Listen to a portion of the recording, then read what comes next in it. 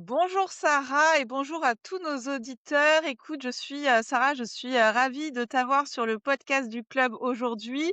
Sarah, tu fais partie du Polypolia et aujourd'hui on va parler d'un sujet un peu novateur, un peu différent de ce que je fais d'habitude. On va parler d'un label produit responsable qui est dédié à la filière équine.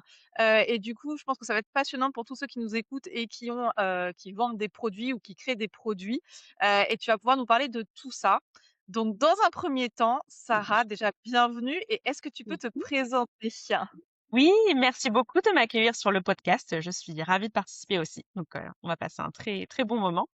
Donc moi, c'est Sarah Goyer. Je suis chargée de projet au Polypolia, qui est le pôle de compétitivité de la filière équine.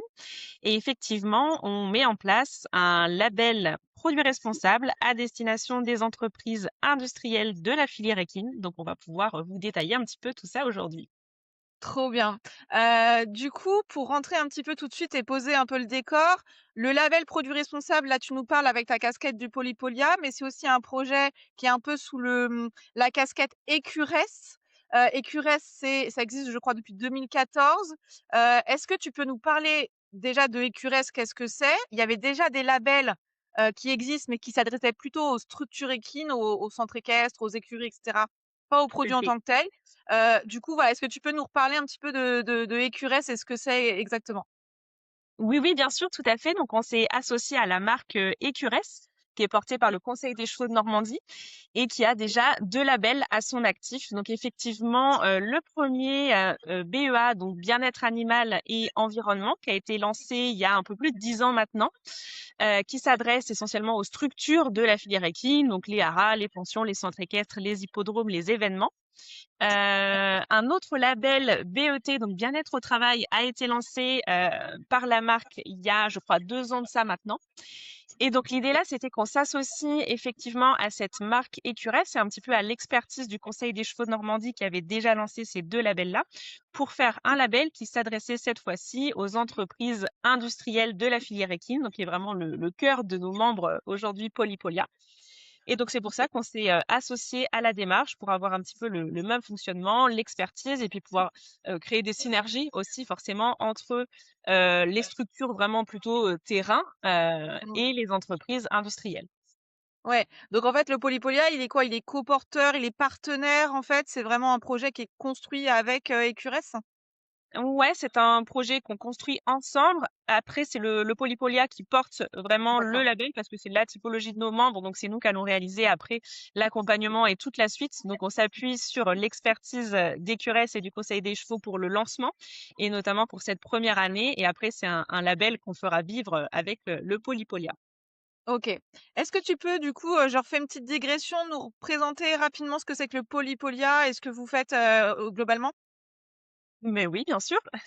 Donc le Polypolia, on est le pôle de compétitivité de la filière équine. Donc on accompagne les entreprises industrielles et de services de la filière équine dans tous les secteurs d'activité. Donc ça peut être aussi bien de l'équipement cavalier cheval que des produits de soins, de l'alimentation, du transport, de l'infrastructure, des applications et logiciels. Donc voilà, on a vraiment cette grande variété d'entreprises. Et aujourd'hui, on accompagne un peu plus de 280 entreprises et porteurs de projets au Polypolia. Donc voilà, vraiment notre cœur du métier, c'est l'accompagnement pour aider les entreprises à se développer et notamment à développer des innovations. OK, super. Voilà, c'est bien parce que comme ça, pour ceux qui connaissaient pas trop le Polypolia, ça fait un petit rappel. Et du coup, sur ce label produit responsable, alors concrètement, c'est quoi un produit responsable dans la filière, équine? Est-ce qu'on parle de composition? Est-ce qu'on parle de la fabrication? Est-ce qu'on parle aussi de l'impact environnemental, mais aussi des conditions de travail? Est-ce que c'est tout ça à la fois? Qu'est-ce que c'est, voilà, un produit responsable? C'est un petit peu tout ça, effectivement. Là, l'objectif du label, c'était vraiment de proposer une démarche globale de responsabilité sociétale des entreprises, donc vraiment de RSE au sens large. Mmh. Et pour ça, le label, il a été construit autour de 4 grandes thématiques. Donc la première, c'est l'environnement et l'éco-responsabilité.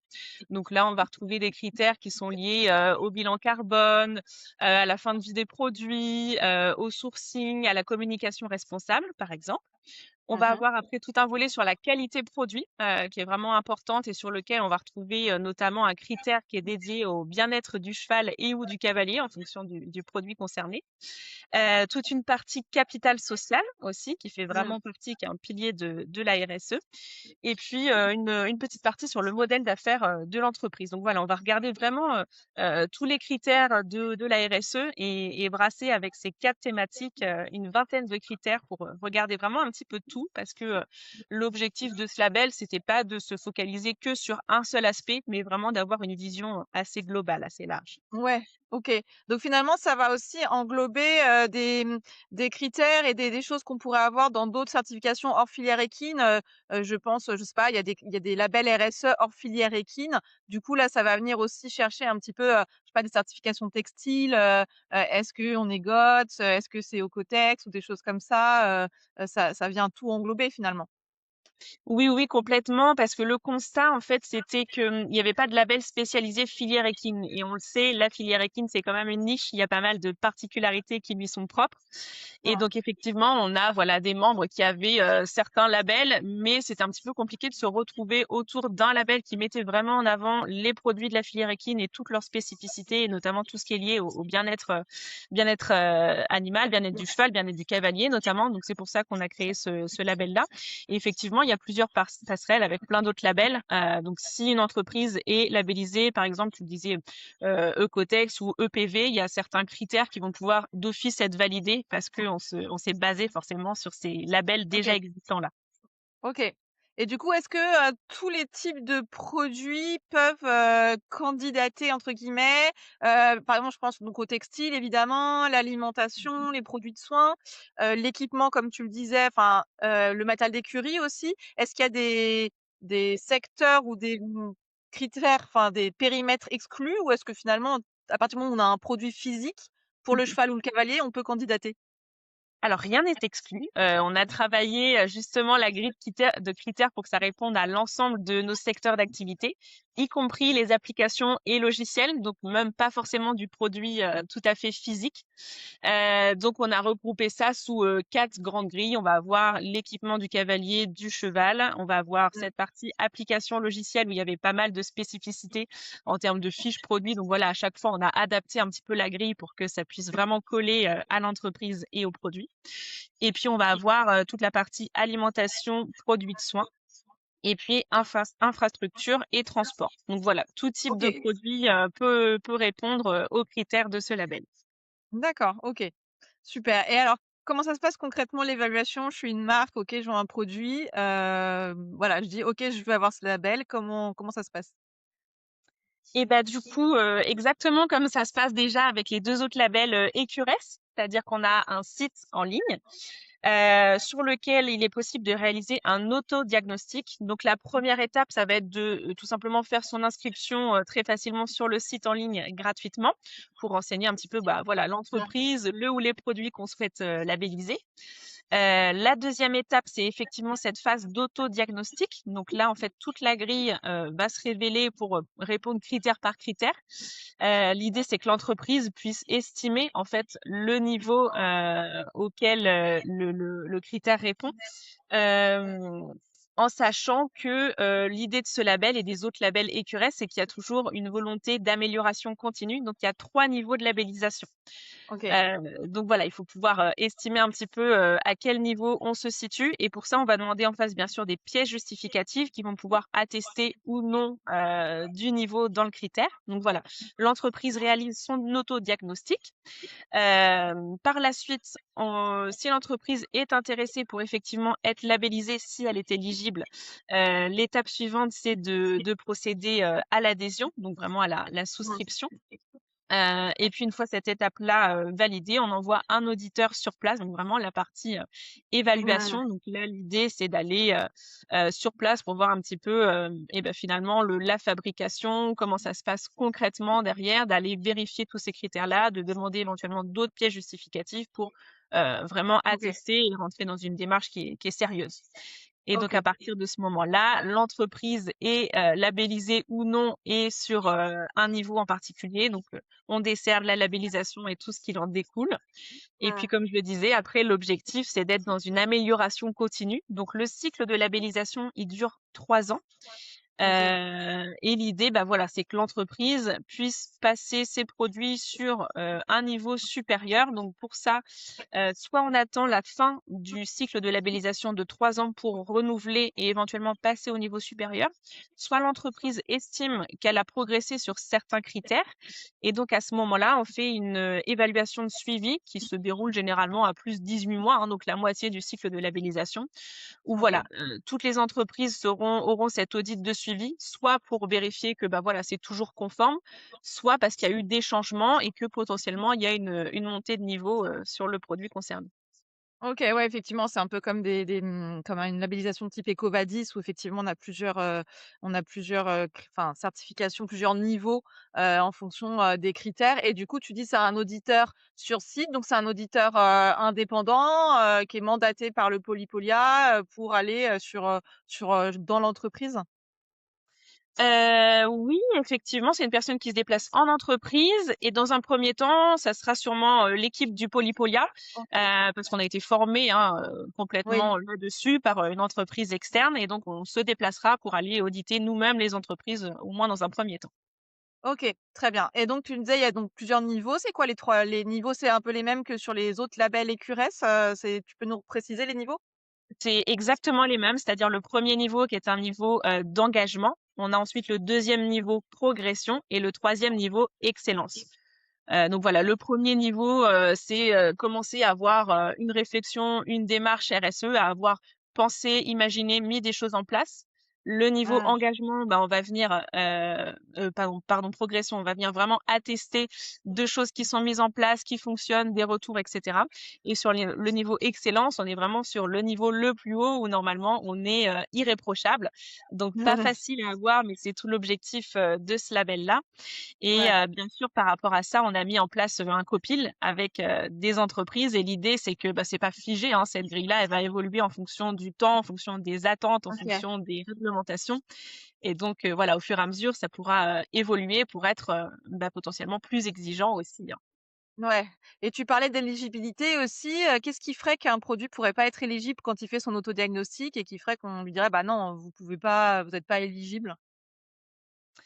Oui, oui, tout à fait, c'est possible et donc en fait, si l'entreprise n'est pas, éligible au moment de son autodiagnostic, là, comme nous, on a cette casquette d'accompagnement au Polypolia, on peut proposer aux OK. entreprises d'être accompagnées pour travailler sur certains critères et voir ce qu'on peut améliorer, comment on peut, lever les freins pour arriver à la labellisation. Donc il y a toute cette Ouais. partie d'accompagnement qu'on peut effectuer aussi, sans aucun souci et c'est vraiment le but, c'est que, bah, voilà, une entreprise qui souhaite avoir une démarche RSE, qui souhaite progresser, qui souhaite mettre des choses en place, on puisse l'aider et lui donner les clés pour y arriver. Oui, ça veut dire que quand on fait son autodiagnostic, faut déjà quand même avoir une petite base, avoir quand même, enfin, voilà, pour être éligible, faut quand même avoir mis, en fait, des choses en place plutôt que de partir de zéro, quoi. Faut quand même avoir la démarche de peut-être, avoir des fournisseurs européens ou des choses comme ça. Ouais, faut déjà avoir quelque chose, une base. Bah, bien sûr, l'idée c'est que bah, on va pas labelliser tous les produits de la filière équine. Il faut qu'il y ait vraiment Ouais. une volonté, une démarche RSE, des valeurs qui sont propres à l'entreprise. Mmh. Donc voilà. Après, il y a plein de choses sur lesquelles on peut travailler.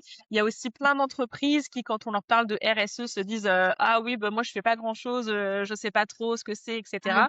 Et puis finalement, quand on en discute, qu'on rentre vraiment dans la grille, dans les critères, on se rend compte que bah si, ils font plein de choses déjà très bien qu'ils n'avaient pas encore forcément valorisé. Et du coup, c'est Ouais. hyper porteur aussi pour eux en termes de communication derrière parce que bah, ils se rendent compte qu'il y a des choses qu'ils font très bien sur lesquelles ils peuvent communiquer et que ça intéresse aussi les clients. Mmh.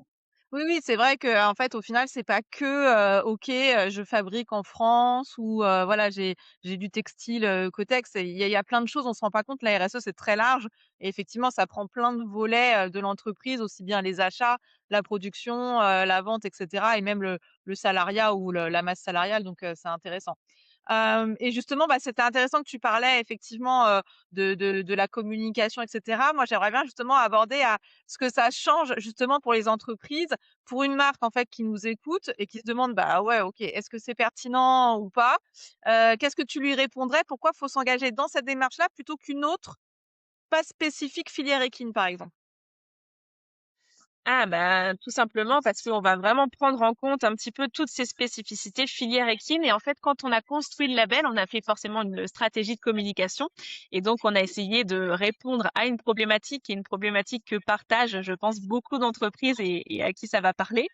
Et cette problématique, c'était de savoir comment renforcer la valeur commerciale des produits des entreprises de la filière et se différencier face à la concurrence qui est de plus en plus sensible aux attentes environnementales des clients. Donc l'idée, c'était voilà vraiment comment mieux vendre mes produits en faisant attention à la RSE, à l'environnement, en arrivant à se démarquer de la concurrence parce que c'est vraiment un enjeu assez fort aujourd'hui. On voit plein d'entreprises. L'objectif, c'est un petit peu de sortir du lot et d'arriver à vendre ses produits. Donc on est vraiment dans cette optique-là parce que la RSE, c'est un travail qu'on mène sur le long terme, mais Mmh. qui, bah, à terme, va augmenter les ventes. Donc, on est vraiment OK. dans cet objectif-là de dire attention, pensez à regarder vos fournisseurs, votre sourcing, à bien penser vos produits, enfin voilà, toute la chaîne de la RSE pour réussir à mieux vendre ses produits, à avoir une entreprise pérenne et qui va pouvoir durer dans le temps. Ouais. Ouais, donc en fait, ce que tu me dis, c'est que le label, ça ouvre des portes. C'est-à-dire qu'effectivement, en termes peut-être de référencement chez des distributeurs, d'appel à projets, d'accès à des aides, auprès de banques ou de choses comme ça, le label peut vraiment faire la différence par rapport à une entreprise qui n'a rien, quoi. Bah, bien sûr, ça c'est assez évident. Alors c'est vrai qu'en termes de réglementation, il y a des freins, mais c'est beaucoup sur les grosses entreprises actuellement. Donc on n'a pas énormément de grosses entreprises dans la filière équine, mais on sait que ces réglementations, elles vont se Mmh. durcir, qu'elles vont évoluer, qu'elles vont concerner plus d'entreprises. Donc l'objectif aussi, c'est que bah, justement les entreprises puissent se préparer à ce changement-là, Mmh. puissent commencer à préparer des petites choses en avance et à voilà à penser long terme, à penser développement, à penser comment on va pouvoir continuer d'exister demain dans ce contexte-là. Donc Ouais. oui, ça sera forcément des attentes au niveau des fournisseurs. Il y a plein de marchés publics auxquels les entreprises répondent où il y a vraiment un enjeu sur la RSE, sur le développement durable, etc. Donc c'est bien de le prendre en compte dès maintenant. Ouais, ouais, non, c'est sûr. Et est-ce que, une question un peu, voilà, de prix, de tarification, est-ce que c'est accessible financièrement, et humainement, j'allais dire, parce que c'est du boulot aussi? Est-ce que, c'est voilà, est-ce que une TPE, une petite PME, ou même, un artisan de la filière équine, est-ce que c'est accessible en termes de prix et en termes d'organisation et de travail? Ou est-ce que c'est quand même réservé à des entreprises qui ont des équipes et des ressources? Non, non, du tout. C'est vraiment ouvert à tout type d'entreprise. C'est vraiment comme ça qu'on a voulu penser le label parce qu'on sait dans la typologie de nos membres qu'on a majoritairement des TPE, quelques PME, mais voilà quand même Mmh. plutôt des petites entreprises. Donc l'idée, c'est que chaque entreprise puisse le mettre, peu importe sa taille et les ressources qu'elle a derrière. Donc là-dessus, il n'y a pas de souci. Et en termes de tarification, bon, on a regardé un petit peu ce qui se faisait au niveau des Mmh. autres labels, toujours en ayant en tête que voilà, on est filière équine, qu'on est niche, qu'il y a des spécificités. Et donc, on a travaillé quatre grilles tarifaires en fonction du secteur d'activité et des produits concernés et du temps qu'on va passer à réaliser l'audit aussi, forcément. Ouais. Et donc, sur le cycle de labellisation de 3 ans, on démarre à 1 800 € et on va jusqu'à 2 700 €. Donc, ça, c'est vraiment pour les 3 années de labellisation avec tout ce OK. qui en découle derrière. Donc, un kit de communication, des éléments, plein de choses à Mmh. utiliser, cette idée de progression aussi et d'accompagnement. Mmh. Donc voilà au niveau du tarif, donc ça reste quand même, je pense, assez accessible si on le remet finalement au montant annuel. Ouais. Et voilà, ça peut être mis en place par tout type d'entreprise. Alors la RSE, ça a plutôt tendance à être porté par le gérant. Ouais. Parfois, on a des entreprises qui vont recruter quelqu'un ou avoir quelqu'un qui va être plus effectivement sur ce volet environnement, RSE, etc. Mais ça peut vraiment être mis en place par toute personne. Voilà, on a des termes forcément spécifiques à la RSE, Mmh. mais tout est bien expliqué. Nous, on est là aussi pour renseigner, pour rassurer. Donc, il y a Oui. vraiment pas de crainte à avoir là-dessus. C'est voilà, on ne parle pas chinois en fait. La plupart du temps, c'est des choses qui sont déjà en Ouais. place dans des entreprises ou sur lesquelles il y a une réflexion. Et donc, on va juste pousser un petit peu cette réflexion-là ensemble. Ouais, ouais, donc en fait, l'idée, c'est aussi d'accompagner et d'aider et en plus, tu parlais donc de kit de communication, c'est que la personne, elle va avoir, j'imagine, donc un logo, un picto Bien avec, sûr. sa certif qu'elle va pouvoir mettre sur ses éléments de communication. C'est un vrai argument, ouais, de com, de dire: «Bah, voilà, moi, j'ai fait la démarche» et c'est une démarche, en plus, comme tu le dis, c'est pas figé. C'est-à-dire que, oui, on peut avoir le premier niveau, au début et puis, se dire: «Bah, voilà, je continue pour essayer d'arriver, plus haut dans la certification». Donc je trouve que c'est intéressant parce que ça fait partie des arguments de vente comme on met, voilà, le made in France ou les appellations d'origine contrôlée pour certains produits alimentaires, voilà, ou la fabrication. Je trouve que, bah, voilà, ce type de label, il faut vraiment que les entreprises se disent alors, c'est pas que de la com parce qu'il faut avoir un vrai engagement, il faut que ça vienne vraiment, d'une envie, mais Bien c'est sûr. vrai que ça peut aider parce qu'on va avoir ce petit picto, ce macaron et de dire: «Bah, voilà, moi je fais les choses et je fais pas que le dire, je mets en place en fait, des éléments vraiment, pour la RSE». Donc je pense que ça c'est un bon argument aussi pour dire: «Bah, engagez-vous, faites-le parce que si vous avez, envie d'avoir cette démarche, là au moins c'est officialisé, quoi». Oui, oui, bien sûr. Bah, il y a effectivement tout ce qu'on va donner, donc des choses physiques aussi qu'on va pouvoir afficher dans un atelier, sur des salons, Mmh. etc. Et puis il y a aussi tous les éléments de communication qu'on donne aux entreprises pour expliquer, bah voilà, en quoi ce produit il est responsable, ne pas dénigrer les autres produits aussi qui seraient pas labellisés. Ça c'est quand même important de dire, Ouais. bah voilà, celui-ci Oui. effectivement on l'a pensé de manière peut-être un petit peu plus durable. C'est aussi le produit le dernier sorti où il est un peu plus innovant, ou voilà, c'est une mise en avant du produit, mais c'est pas au détriment des autres produits qui ne seraient éventuellement pas labellisés. Donc vraiment là-dessus, Ouais. pas de problème. Et effectivement, pour aider les entreprises à progresser, on va aussi leur mettre tout un tas de documents dont ils pourront se servir pour Ouais. améliorer leurs pratiques. Donc ça fait vraiment partie de notre accompagnement, des choses qu'on va pouvoir leur fournir. Ça va être de dire, par exemple, sur des chutes hein, de textiles, de bois, de choses comme ça, on va pouvoir trouver un contact, un partenaire pour revaloriser Mmh. et puis expliquer aussi aux clients comment ça se passe derrière. Enfin voilà, on est vraiment sur une logique circulaire et puis d'aider les entreprises à avoir des démarches un petit peu plus vertueuses. Ouais et c'est important ce que tu dis sur le produit parce que c'est vrai que, c'est en fait, là, on cible vraiment un produit. Ça veut dire qu'une entreprise Mm. qui a, je sais pas, 10 produits dans sa gamme, elle va faire la démarche pour un de ses produits, c'est ça? C'est pas, en fait, pour l'ensemble de tous ses produits? C'est, Alors, genre ce produit-là spécifiquement cette ref? Ou voilà? pas forcément, c'est-à-dire que l'entreprise peut labelliser un ou plusieurs produits, donc on peut D'accord, aller labelliser l'ensemble de la gamme si nécessaire, et donc forcément OK, le tarif est dégressif en fonction du nombre de produits à labelliser et de s'il y a des OK, similitudes dans les produits, dans la gamme de produits.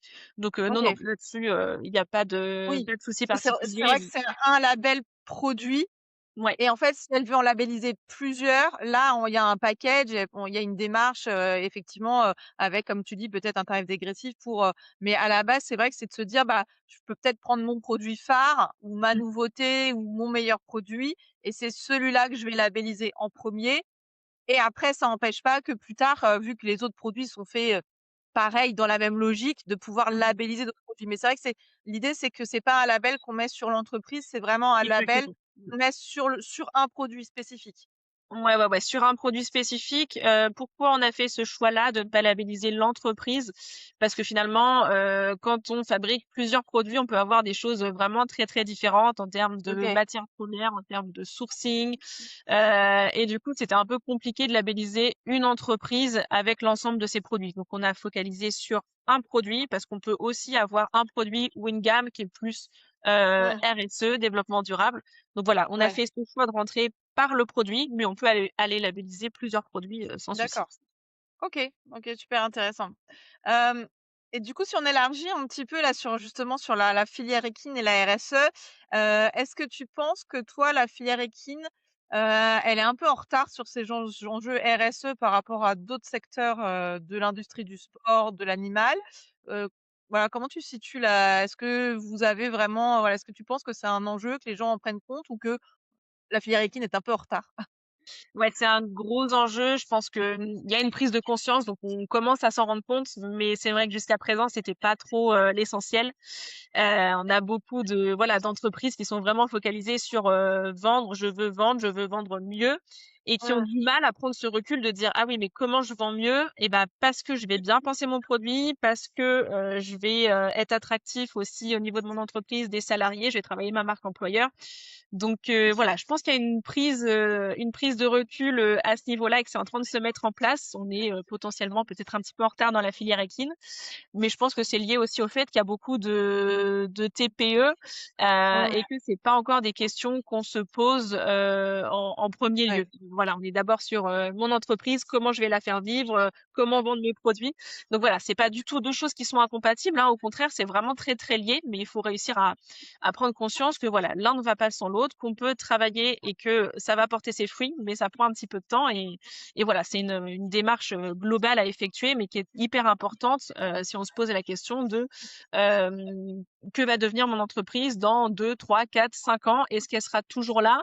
Est-ce Mmh. qu'on aura toujours besoin de mes produits? Est-ce que je dois repenser les choses? Et voilà, c'est bien de se poser la question maintenant et de commencer à mettre en place des choses dès à présent. Et puis voilà, au niveau de la réglementation, il y aura aussi pas mal de changements, ça va se durcir.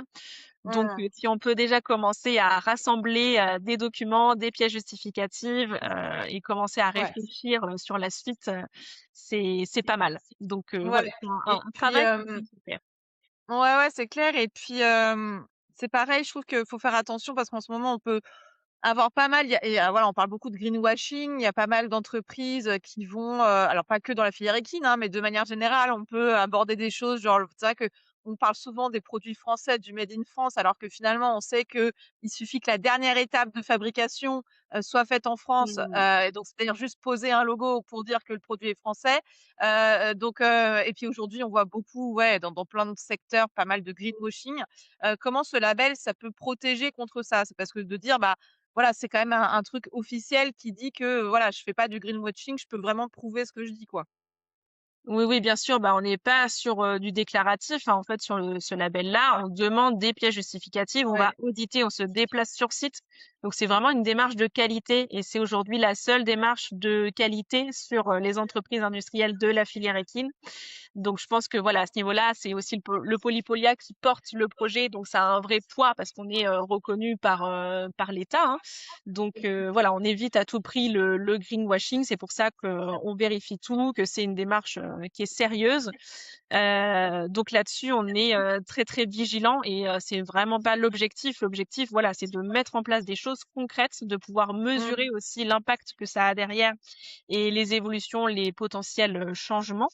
Et pour travailler un petit peu toute cette grille et le sérieux de ce label-là, on a travaillé avec des institutions comme l'ADEME et l'ANBDD, qui OK. sont vraiment des acteurs majeurs sur la Mmh. transition écologique et donc qui nous ont aidés à construire ce label, à construire les critères, à aller vérifier des choses qui sont tangibles et à mettre en place vraiment des actions pour l'environnement, pour améliorer nos pratiques. Ouais, donc on est vraiment voilà, on se prémunit vraiment du greenwashing, en fait, avec ce label-là parce qu'on a des choses, en place. Ça me fait penser à une question que j'ai pas posée. Ça prend combien de temps, l'audit en lui-même, avant d'avoir l'assertif? Du coup, voilà, le fait de fournir l'auditeur, il vient combien de temps et ça prend combien de temps, du coup, la démarche? Alors, tout dépend un petit peu des entreprises et de comment ça se passe de ce Mmh. point de vue-là. Le délai minimum, on est sur 3 mois, si tout se passe bien, entre le temps où voilà l'entreprise s'inscrit sur le site, réalise son autodiagnostic et où on envoie un auditeur qui rédige son rapport et donne son compte rendu. Donc voilà, ça peut prendre un petit peu plus de temps en fonction de l'entreprise. Si par exemple l'entreprise a du mal à fournir des pièces justificatives, s'il y a un petit peu de retard, mais généralement, voilà, on peut compter en moyenne 3 à 5 mois, on va dire, pour la labellisation du moment où on s'inscrit à la OK. certification délivrée. Ouais, OK, donc c'est assez rapide quand même. C'est pas on s'engage pas dans un truc, qui va durer, super longtemps, donc ça va. On peut se dire, en 3 à 5 mois, j'ai ma certif, donc c'est plutôt bien. C'est franchement, Ouais, c'est ouais, cool. bah, c'était l'objectif aussi, hein, que ça soit assez rapide et pas trop lourd pour les Mmh. entreprises parce que Ouais, bon, ça peut être un petit peu compliqué. Donc, non, l'auto-diagnostic aujourd'hui, donc c'est 4 thématiques, 20 critères. mmh, Donc, voilà, c'est conséquent, mais ça se fait quand même assez bien. Et sur la partie audit sur place, généralement, il faut compter une petite demi-journée, donc environ 3 heures d'audit. Donc, ça reste, je pense, abordable un petit peu pour ouais, tous. ouais, OK. OK, très bien. Hem Et du coup, si on se projette un peu dans 5 ans, à quoi ça ressemblerait? Est-ce que le succès de ce label, est-ce que vous avez des objectifs de nombre de produits labellisés, des objectifs d'impact sur la filière? Voilà, si on se projette, qu'est-ce que tu pourrais me dire? Tu voudrais que ce soit quoi le label dans 5 ans? Ah bah, forcément des beaux objectifs. Oui, oui, on a travaillé les objectifs sur, les 3 premières années déjà pour voir un petit peu ce que ça Ouais, donne et bah, s'il OK. faut réajuster un petit peu. Bon, c'est vrai que sur la filière équine, on a pas mal d'entreprises, mais bon, c'est pas illimité, non plus. En termes de Mmh, produits, c'est pareil. Sur les 3 premières années, l'objectif est d'environ, une trentaine de produits labellisés, donc sur cette phase un petit peu de lancement. Donc on espère qu'on va pouvoir atteindre cet objectif-là et forcément ce qu'on souhaite c'est d'avoir un maximum de produits labellisés pour finalement eh bien d'un côté aider les entreprises à s'engager dans cette démarche RSE-là et aussi proposer aux consommateurs de produits finaux bah, des mmh, produits qui sont responsables, qui sont bons pour l'environnement, bons pour la santé. Donc, il y a vraiment ce mmh, double objectif des entreprises et aussi des consommateurs finaux, ce qui relie le fait que ouais, bon, voilà, la RSE aide à mieux vendre ses produits aussi. ouais, Donc voilà un peu en termes d'objectifs. Et puis ce qu'on souhaite, bah, c'est réduire l'impact environnemental de la filière hein, au sens mmh, large. En mmh. favorisant des pratiques sociales responsables et forcément améliorer la qualité des produits qui sont proposés aux consommateurs. Ouais, ouais, ouais et puis j'imagine que de manière générale, ça va aussi servir, peut-être, parce que donc, bah, si on fait le point avec le Polypola qui est un pôle de compétitivité, c'est du coup financé par l'État, si je dis pas de bêtises. Voilà, il y en a plusieurs dans d'autres secteurs et j'imagine que le fait de professionnaliser, de créer ces labels pour la filière, c'est aussi de montrer à l'État, bah, regardez la filière, elle s'engage, elle travaille, elle a du poids dans l'économie et donc peut-être aussi de dire, bah, on a besoin peut-être de plus d'aide et de faire, voilà, de faire en sorte aussi que les entreprises, de cette filière-là puissent avoir, peut-être, que s elles soient un peu plus visibles pour l'État peut-être. C'est si on regarde un peu de manière globale.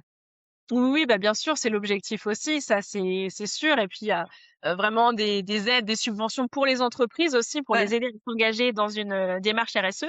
Donc il y a très certainement des aides au niveau des régions qu'on pourra aller mmh, mobiliser pour financer potentiellement le label hein, pour les ouais, entreprises. Et puis bah oui, forcément l'objectif c'est voilà de mettre en avant en valeur un petit peu ces entreprises qui labellisent les produits. mmh, Donc oui, oui, ça fait vraiment partie de nos objectifs, ça, il y a pas de secret. ouais. Oui, oui, parce qu'en plus, on sait si on élargit, moi, ça fait le parallèle avec, voilà, on sait que le secteur du cheval est quand même enfin, le secteur équestre est quand même un peu parfois sous le feu des projecteurs. Il y a des scénarios qui, avec des études qui ont été faites où on se projetait, en 2030 avec Mmh. potentiellement, bah, il y a plus d'équitation parce que, les associations, voilà, ont dit: «Il faut arrêter de monter les chevaux». Donc, je trouve que, il y a déjà le label bien-être effectivement animal, mais, le bien-être produit responsable, c'est aussi se dire: «Attendez, voilà, la filière équine, elle est là, il faut qu'elle vive», et se prémunir un peu peut-être de ce scénario un peu catastrophe qui dirait, «Bah, non, bah, finalement, les chevaux, de toute manière, ça crée pas d'emploi, c'est pas bon pour les chevaux». Alors que là, finalement, on dit: «Bah, si, regardez, on crée de l'emploi, on se professionnalise» et du coup, c'est important aussi, je trouve, de manière générale pour montrer que la filière équine, elle est là et elle doit continuer d'exister, quoi. Oui, bien sûr, bah, ça effectivement, hein, la filière équine, ça emploie, beaucoup de personnes aujourd'hui. Ça fait vivre, énormément de structures, et puis, bah, l'objectif, voilà, c'est qu'on continue, comme ça, qu'on continue même de développer un petit peu, la filière équine, notamment à travers ce label-là. Donc, oui, oui, complètement. Ouais, ouais Et du coup, juste 2 mots sur les 2 autres labels, bien-être au travail et bien-être animal et humain. Est-ce que tu peux juste nous en dire, quelques mots?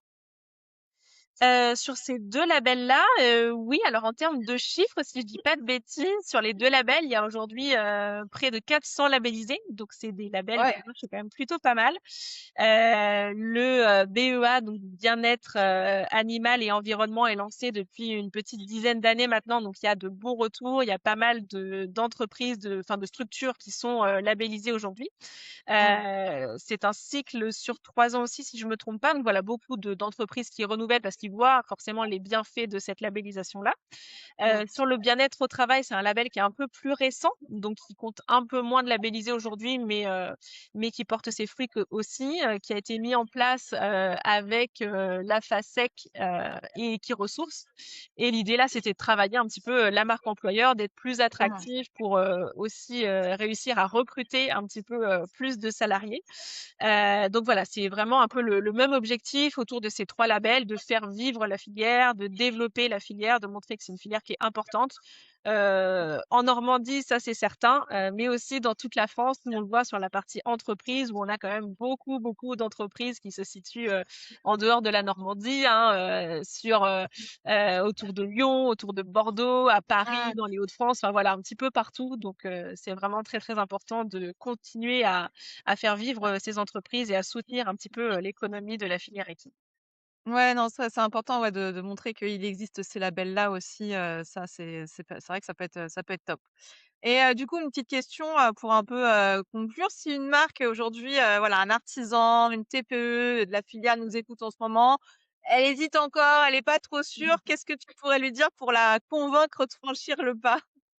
Eh ben déjà, si l'entreprise est intéressée à des valeurs éco-responsables et se retrouve un petit peu dans le discours qu'on a eu aujourd'hui, il faut pas hésiter à faire son auto-diagnostic en ligne, qui est totalement gratuit, accessible à tous. Comme ça permet de voir un petit peu où on se situe, si une labellisation potentiellement est possible, et puis à nous contacter, Polypolia, pour échanger un petit peu avec nous sur les objectifs, sur les choses mises en place, à mettre en place. Voilà, parce qu'effectivement, il y a ce label-là, mais il y a aussi notre accompagnement Hippolia à côté qui est vraiment dédié aux entreprises industrielles et de services. Donc, ne pas hésiter à nous contacter pour en discuter. Le site est déjà en ligne, donc c'est produit-responsable.labelecuresse.com et vous pouvez nous contacter avec grand plaisir. Bah, trop cool. Bah, écoute, je pense que c'est vraiment intéressant, c'est vraiment un bon label et ça va voilà, j'espère qu'il y aura plein de demandes. Et puis, bah, du coup, pour un peu conclure, sur un côté un peu plus perso, moi, j'aime bien, quand je reçois des gens, on est tous des passionnés, d'équitation, des passionnés de chevaux. Toi, bien sûr, tu es pas arrivé au Polypolia par hasard, tu aimes les chevaux aussi. Bien Est-ce sûr. que tu peux, nous raconter, un peu ton parcours avec les chevaux? Et peut-être une anecdote, une histoire personnelle, avec un cheval. Oui, bah c'est vrai que moi j'ai baigné dans les chevaux depuis toute petite, hein. J'avais une grande sœur qui montait à cheval. Donc il y a eu des chevaux à la maison assez tôt finalement. Donc voilà, je voulais vraiment travailler dans les chevaux au tout départ. Et puis bon, j'avais des parents qui étaient un petit peu frileux par rapport à ça et qui me disaient non mais les chevaux c'est bien en passion en fait, Oui. mais voilà tu peux trouver un travail entre guillemets un peu plus sérieux à côté, c'est bien aussi. Donc je les ai écoutés, j'ai fait des études et puis finalement, et ben ça m'a permis de raccrocher avec les chevaux. Donc ça c'est vraiment top parce que aujourd'hui je travaille pas en direct avec les chevaux, mais je travaille quand même avec bah voilà plein d'entrepreneurs qui travaillent dans le monde du cheval. Donc c'est hyper intéressant et c'est très très chouette. Donc bah voilà mon petit conseil, ne jamais abandonner. On arrive toujours à faire le lien. Et aujourd'hui, bah voilà, je garde aussi les chevaux en passion parce que j'ai mes chevaux à la maison, donc je suis, Ah, c'est qui va chouette. dire plutôt loisir parce que c'est des chevaux âgés maintenant. Ouais. Mais voilà, en tout cas, c'est une passion qui ne nous quitte jamais. Ouais, Donc et puis toi, c'est du coup, tu es en Normandie aussi, donc tu peux avoir tes chevaux chez toi, tu as de la place, c'est pas mal. C'est mieux qu'en Île-de-France où c'est plus compliqué. ah ouais, c'est sûr. Non, c'est vrai qu'en Normandie, là-dessus, on est bien servi avec les chevaux au champ à côté de la maison, les petites balades dans les chemins, c'est le top. Donc Trop bien. on en profite Ouais, c'est au maximum. bah, c'est bien, tu as pu allier quand même garder ce lien avec les chevaux et avoir, ton boulot, effectivement au Polypolia, pour être quand même au plus proche de la filière et du secteur donc ça c'est chouette. C'est comme moi, hein, moi j'adore parler aussi, je parle cheval, la plupart du temps avec des les gens que j'accompagne et du coup, c'est quand même vachement agréable aussi de parler de ce qu'on aime donc Ah ça ouais, c'est ouais, ouais, c'est ça. Puis on sait de quoi on parle, donc ouais, il y a toujours des choses en commun, des petites anecdotes à partager comme ouais, ça, c'est hyper sympa. ouais, ouais. Et ben écoute, en tout cas, donc tu peux redonner le nom du site internet et sinon, est-ce qu'il y a des réseaux sociaux, peut-être du Polypolia aussi qu'on peut suivre? Dis-nous, redis-nous le site et les réseaux. Oui, alors pour le site du label, on est sur produit-responsable.label-écuresse.com. Bon, si vous tapez label écuresse, vous Oui. allez retrouver les trois labels sans souci.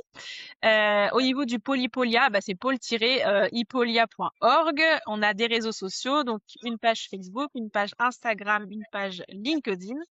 La même chose pour le label Écuresse. Et puis bah voilà, vous pouvez nous contacter par tous les canaux, il n'y a pas de souci, on est là, disponible pour vous répondre avec plaisir. Eh bien, écoute, merci pour toutes ces infos, Sarah. C'était, passionnant. J'espère que, voilà, encore une fois, il va y avoir plein de gens qui vont se dire: «Allez, OK, je file faire mon autodiagnostic de ce pas», pour faire aussi avancer, la filière. Merci à toi pour, tes réponses, pour ta présence et puis, bah, je te dis à bientôt et je dis à tous mes auditeurs à bientôt pour un nouvel épisode. Bye. Merci.